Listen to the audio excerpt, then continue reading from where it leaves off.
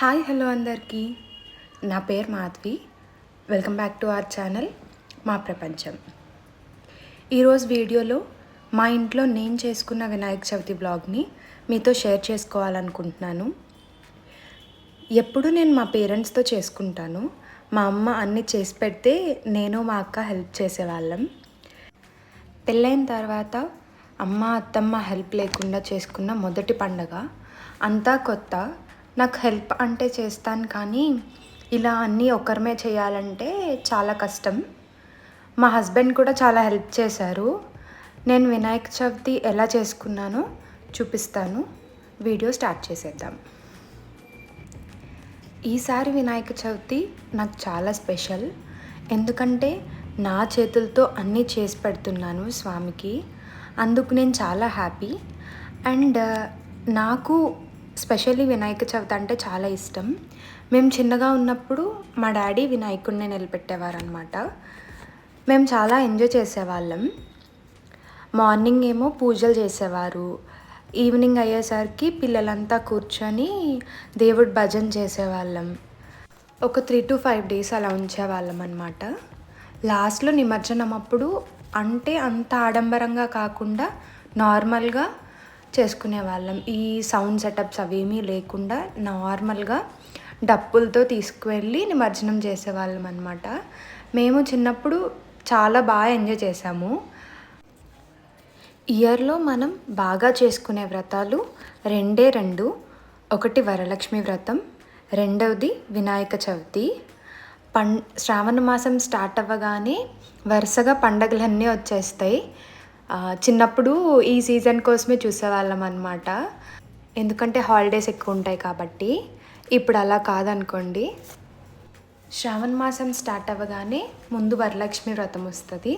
తర్వాత వినాయక చవితి, దసరా, అలా పండగలు వరుసగా వస్తూనే ఉంటాయి. అండ్ నేను వరలక్ష్మి వ్రతం చాలా బాగా చేసుకున్నాను. పెళ్ళయ్యాక నాకు ఫస్ట్ వరలక్ష్మి వ్రతం మా హస్బెండ్ వాళ్ళ ఇంట్లో చేసుకున్నాను. వ్లాగ్ పోస్ట్ చేద్దాం అనుకున్నాను, కానీ నాకు వీడియోస్ ఫుల్గా తీయడం కుదరలేదు. మేబీ నెక్స్ట్ వరలక్ష్మి వ్రతంకి ట్రై చేస్తాను. నాకు ఈ వ్లాగింగ్ అంతా కొత్త కాబట్టి నేను షూట్ చేయలేకపోతున్నాను వీడియోస్. నెక్స్ట్ వరలక్ష్మి వ్రతంకి ఖచ్చితంగా ట్రై చేస్తాను. నేను పాలవెల్లి కడుతున్నాను. హైదరాబాద్లోనే తీసుకున్నాను పూజా స్టోర్లో. ఇప్పుడైతే అందరూ చాలా పెద్దగా చేసుకుంటున్నారు. ఎవరికి తోచినట్టు వాళ్ళు చేసుకుంటున్నారు. అందులో తప్పలేదు. ఎలా చేసుకున్నా ప్రశాంతంగా పాజిటివ్గా చేసుకోవాలి అంతే. ఆ వినాయకుడు బ్లెస్సింగ్స్ మీ పైన, నా పైన, అందరిపైన ఉండాలని కోరుకుంటున్నాను. అండ్ అలాగే మీరు ఈ వినాయక చవితిని బాగా సెలబ్రేట్ చేసుకున్నారు అని అనుకుంటున్నాను. కామెంట్స్లో చెప్పండి మీరు ఎలా సెలబ్రేట్ చేసుకున్నారు అనేది. యాక్చువల్గా నేను అసలు ఏమీ అనుకోలేదు ఇలా చేయాలి అని. డెకరేషన్ అది చిన్నగా ఫ్లవర్స్తో డెకరేట్ చేసి చేసుకుందాం అనుకున్నాను. స్టార్ట్ చేశాక చాలా బాగా వచ్చింది ఫైనల్ అవుట్పుట్. ముందు నేను పాలవెల్లికి అన్నీ ప్రిపేర్ చేసుకుంటున్నాను. ముందు రోజే చేసుకున్నాను. ఎందుకంటే నాకు ఆ రోజు వినాయక చవితి రోజు ఆఫీస్ ఉందన్నమాట. అది ఆప్షనల్ హాలిడే. నేను ఇంకా తీసుకోలేదు ఆ హాలిడే, వెళ్దాము ఆఫీస్కి అని. మార్నింగ్ వంటకాలు చేసి ఈ పనులు చేయాలంటే చాలా లేట్ అయిపోతుంది నాకు. అందుకు ముందు రోజే నేను ఈ ప్రిపరేషన్స్ అంతా చేసేసుకున్నాను అనమాట. నేను పువ్వులు తక్కువే తీసుకున్నాను. ఎందుకంటే నేను ఎక్కువ చేద్దాము అంటే డెకరేషన్ ఫ్లవర్స్తో ఎక్కువ చేద్దామని అనుకోలేదు. అండ్ ఏదైనా పండగ వస్తే పువ్వుల కాస్ట్ చాలా బాగా పెరిగిపోతుంది. అది హైదరాబాద్లో. నేను సోమవారం తీసేసుకున్నాను అన్నీ. అందుకు కొంచెం పర్లేదు కాస్ట్. వినాయక చవితి ముందు రోజు పత్రి కోసమని వెళ్ళామన్నమాట మార్కెట్కి. 10 రూపీస్కి 4 తమలపాకులంట. నేను చాలా షాక్ అయిపోయాను అక్కడ అది విని. 4 తమలపాకులు ఏంటి, మా ఊర్లో అయితే మోద కింద అమ్ముతారు కదా, అదే 25 రూపీస్కి అలా ఇచ్చేస్తారు. ఈసారి ఎప్పుడైనా ఏదైనా పండగ వస్తుందంటే పండగ ముందు రోజు కాకుండా ఆ ముందు రోజు తీసేసుకోండి. పువ్వులు కానీ తమలపాకులు కానీ పూజకు కావాల్సిన సరుకులు ముందు తీసేసుకుంటే బెటర్ అని నా ఫీలింగ్. అండ్ పువ్వులు ముందు తీసుకుంటే పాడైపోతాయి అని అనుకుంటారు చాలామంది. పువ్వులు ఏమీ పాడవ్వవు. ఒక బాక్స్లో వేసి ఆ బాక్స్ కింద బాక్స్లో పేపర్ వేసి పువ్వులు దాంట్లో పెట్టి ఫ్రిడ్జ్లో పెట్టుకుంటే ఒక 4 to 5 days అలానే ఉంటాయి. కవర్లో ఉంచేస్తే ఖచ్చితంగా పాడైపోతాయి. పూజ సామాన్లు నెక్స్ట్ డే క్లీన్ చేద్దామంటే ప్రసాదాలు వండడం వాటి వల్ల టైం ఎక్కువ పట్టేస్తుంది అని ముందు రోజే క్లీన్ చేసేసుకున్నాను. క్లీన్ చేసుకొని పక్కన పెట్టుకొని తర్వాత రోజు కొంచెం వాటర్తో వాష్ చేసేసుకుంటే సరిపోతుంది. అండ్ పాలవెల్లికి దేవుణ్ణి పెట్టడానికి పీట వీటికి పసుపు రాసి బొట్లు పెట్టి కొంచెం పద్మంలా ముగ్గు వేసి పక్కన పెట్టేసుకున్నాను. పాలవెల్లి కట్టేసిన తర్వాత నేను డెకరేషన్కి ప్రిపేర్ చేసుకున్నాను అనమాట. నా ప్లాన్ అయితే థర్మోకాల్ షీట్ టైప్ తీసుకొని దాన్ని వాల్కి స్టిక్ చేసి దానికి తమలపాకులు పెడదాం అనుకున్నాను. తమలపాకులు పెట్టి దానిపైన ఫ్లవర్స్తో డెకరేట్ చేద్దామని అనుకున్నాను. ముందైతే పిన్స్ ఉంటాయి కదా, గుండె సూదులు ఉంటాయి కదా, వాటితో తమలపాకుల్ని గుచ్చాను అనమాట. ఈ థర్మోకాల్ షీట్కి గుచ్చిన తర్వాత లైక్ సర్కిల్లా నేను ప్లేట్ పెట్టి గీసాను. ఆ గీసిన దగ్గర చామంతి పూలు ఫస్ట్ పెడుతున్నాను. చెప్పాను కదా నా దగ్గర పువ్వులు అంటే అంత ఎక్కువ లేవు. మళ్ళీ ఇప్పుడు తీసుకోవాలి అని అన్నా చాలా కాస్ట్ ఉంటుందని చెప్పి నేను వీటితోనే అడ్జస్ట్ చేశాను. బట్ డెకరేషన్ అయితే చాలా అందంగా వచ్చింది. ఫైనల్ అవుట్పుట్ మీరే చూస్తారు కదా, చూసి నాకు ఎలా ఉందో చెప్పండి. తర్వాత చామంతి పువ్వులు కింద ముచ్చుకు తీసేసి గులాబీ పువ్వులు కూడా మొత్తం పెట్టేశాను అనమాట. ఇంకా నా దగ్గర చామంతి పువ్వులు తక్కువ ఉన్నాయి అని చెప్పి గులాబీ పువ్వులే మొత్తం పెట్టేశాను. అక్కడక్కడ చామంతి పువ్వులు పెడదామని అనుకున్నాను, కానీ పాలవెల్లికి ఫ్రూట్స్ కడతాం కదా, అవే దిగిపోతాయి, ఇంకెక్కువ కనిపించవని చెప్పి, అలాగే ఫ్లవర్స్ కూడా మన దగ్గర లేవు అని నేను డ్రాప్ అయిపోయాను అనమాట. నాకు ఈ డెకరేషన్కి చాలా టైం పట్టేసింది. ఆల్మోస్ట్ 2 hours అలా పట్టింది. అంటే ఒక్కదాన్నే చేసుకోవడం, మా హస్బెండ్కి వర్క్ ఉండడం వల్ల కొంచెం హెల్ప్ చేయలేకపోయారనమాట. అన్నీ ఒక్కదాన్నే చేసుకోవడం కొంచెం ఎక్కువ టైం పట్టింది. ఎవరైనా హెల్ప్ ఉంటే చాలా ఈజీగా అయిపోతుంది అని అనిపించింది నాకు. అండ్ నేను ఆ రోజు నైటే కొంచెం హెడ్ బాత్ చేశాను కాబట్టి పులిహోరకి పులుసు ఉడకబెట్టేసుకున్నాను.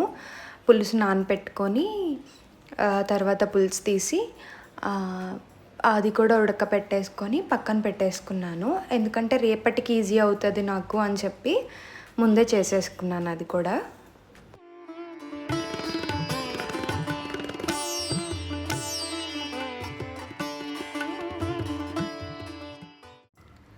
అండ్ ఫైనల్లీ బ్యాక్ డ్రాప్ అయిపోయింది. అలా వచ్చింది బ్యాక్ డ్రాప్ అయితే.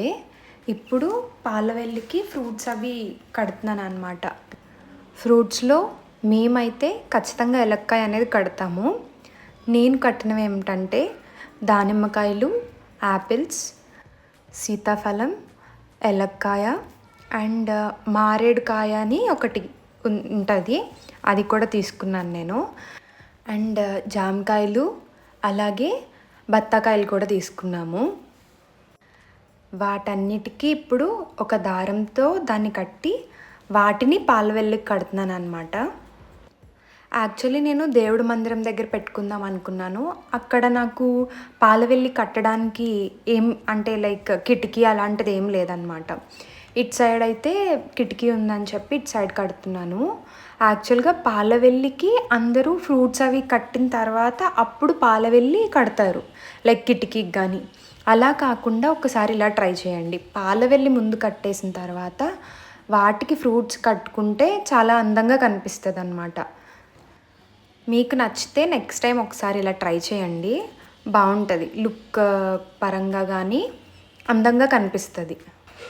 పాలవెల్లికి ఫ్రూట్స్ అంతా కట్టేసిన తర్వాత నేను ఫైనల్ లుక్ ఇవ్వడానికి ఏం చేశానంటే విరజాజులు ఒక 10 రూపీస్వి తీసుకున్నాను అనమాట. ఫస్ట్ ఒక సూది తీసుకొని దానికి ఫస్ట్ గులాబీ పువ్వు గుచ్చి దానికి ఒక 10 to 12 అలాగా విరజాజులు గుచ్చి పాలవెల్లి ఫ్రంట్న కట్టానమాట. లుక్ మీకు కనిపిస్తుంది లాస్ట్లో. నాకు ఇవన్నీ అయ్యేసరికి నైట్ 12 అలా అయిపోయింది. నేను పడుకునేసరికి 12:30 to 1 అయిపోయింది. మళ్ళీ ఎర్లీ మార్నింగ్ 4:30 కల్లా లేచి ప్రసాదాలు వండడం స్టార్ట్ చేశాను. అప్పుడు అనిపించింది మన అమ్మ వాళ్ళు ఎలా చేసుకునేవారో అంత ఓపికగా అని. మార్నింగ్ లేచిన తర్వాత ఇల్లది శుభ్రం చేసుకొని గుమ్మం ముందు గడపకి కొంచెం ముగ్గు పెట్టేసి గడప ముందు కూడా ముగ్గు పెట్టి ప్రసాదాలు వండడం స్టార్ట్ చేశాను అనమాట. ముందైతే నేను రైస్ కుక్ చేసేసుకుంటున్నాను. ఎందుకంటే పులిహోర చేయడానికి ఈజీగా ఉంటుంది. అండ్ అలాగే అన్నం పెడతాము మేము వినాయకుడికి. అన్నం, కూర, పప్పు కూడా పెడతామన్నమాట మనం చేసుకున్న ప్రసాదాలతో పాటు. దానికి ఈజీగా ఉంటుంది నాకు ఫస్ట్ ఇది పెట్టేసుకుంటే అని రైస్ పెట్టేసుకున్నాను. తర్వాత కుడుములకి ప్రిపేర్ చేసుకుంటున్నాను అనమాట.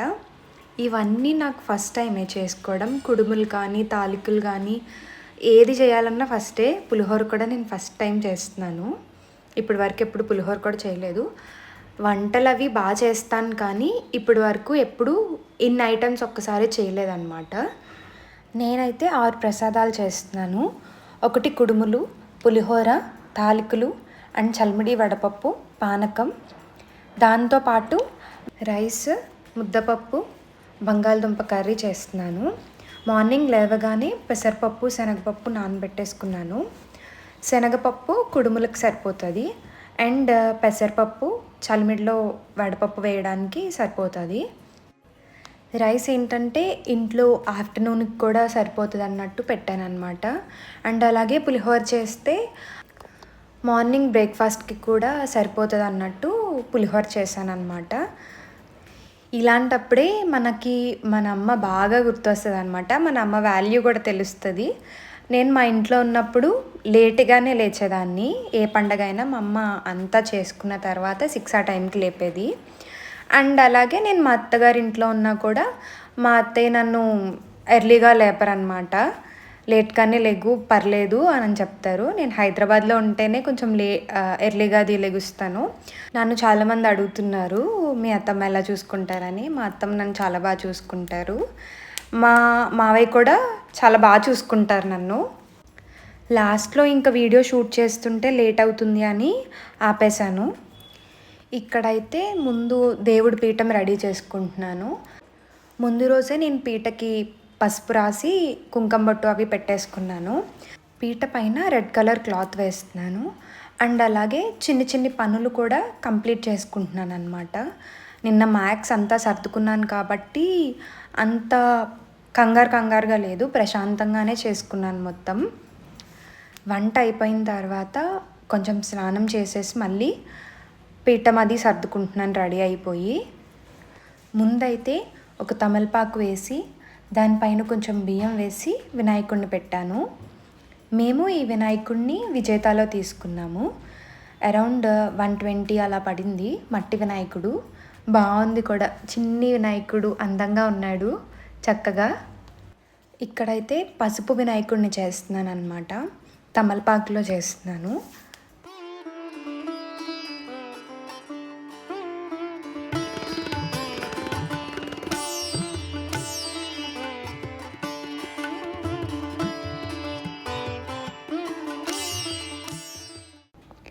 పసుపు వినాయకుడిని చేసుకున్న తర్వాత ప్రసాదాలన్నీ పెట్టేసి తర్వాత దీపారాధనకి రెడీ చేసుకుంటున్నాను. మట్టి ప్రమిదలు తీసుకున్నాను అనమాట, బాగుంటుంది అని చెప్పి. అండ్ అలాగే దేవుడి మందిరం దగ్గర కూడా పూజ చేయాలి కాబట్టి మట్టి ప్రమిదలు తీసుకున్నాను. ఆవు నెయ్యి వేసి అందులో ఒత్తులు వేసి గంధం పెడుతున్నాను అనమాట. అంటే దీపంకి బొట్టు పెట్టాలి కదా, అందుకు గంధం పెట్టి బొట్టు పెడుతున్నాను. అండ్ అలాగే దీపారాధనకి కింద మేము ప్లేట్ ఏదైనా పెడతాము, అందుకు తమలపాకులు పెడుతున్నాను అనమాట. ఇవన్నీ మా పేరెంట్స్ దగ్గర నుంచే నేర్చుకున్నాను నేను. అంటే మా అమ్మ పూజ చేసినప్పుడు మా అమ్మ దగ్గర కూర్చోవడం వల్ల ఇవన్నీ నేర్చుకున్నాం. నేను దానికి చాలా హ్యాపీగా ఫీల్ అవుతున్నాను. ఎందుకంటే నా ఓన్గా నేను చేసుకోగలుగుతున్నాను, ఎవరి హెల్ప్ లేకుండా చేసుకోగలుగుతున్నానంటే అది మా పేరెంట్స్ వల్లే.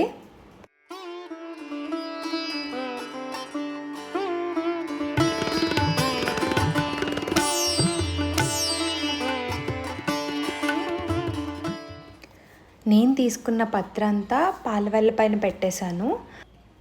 మామిడాకులు, జామాకులు, మారేడు దళాలు, గరికి, జిల్లేడాకులు ఇలా 21 రకాల పత్రి ఏవైనా పెట్టుకోవచ్చు.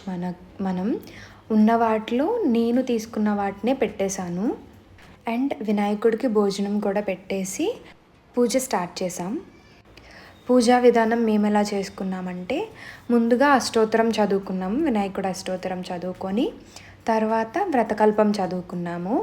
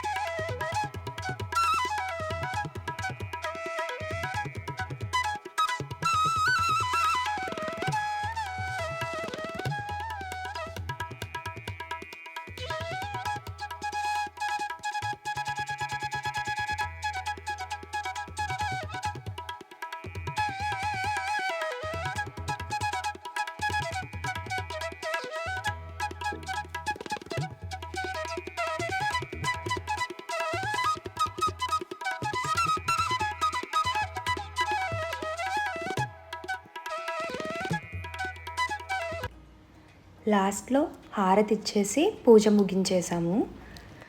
నేను ఎక్కువ రోజు ఉంచలేదు, ఆ రోజే కదిపేసామన్నమాట. హారతి ఇచ్చిన తర్వాత ఒక 15 నిమిషాలు అరగంట ఉంచి పక్కకి మేము బయటకు రాకుండా రూమ్లోనే ఉండి తర్వాత వచ్చి కదిపేశాను అనమాట. యథాస్థానం సమర్పయామి అని చెప్పి. ఇక్కడితో ఈ వినాయక చవితి వ్లాగ్ ఎండ్ చేస్తున్నాను. చాలా మట్టుకు ట్రై చేశాను వీడియోస్ తీయడానికి. మీ అందరికీ ఈ వీడియో నచ్చిందనే అనుకుంటున్నాను. Thanks for watching this video. Please subscribe to our channel. మీకు నా కంటెంట్ నచ్చితే. Bye bye.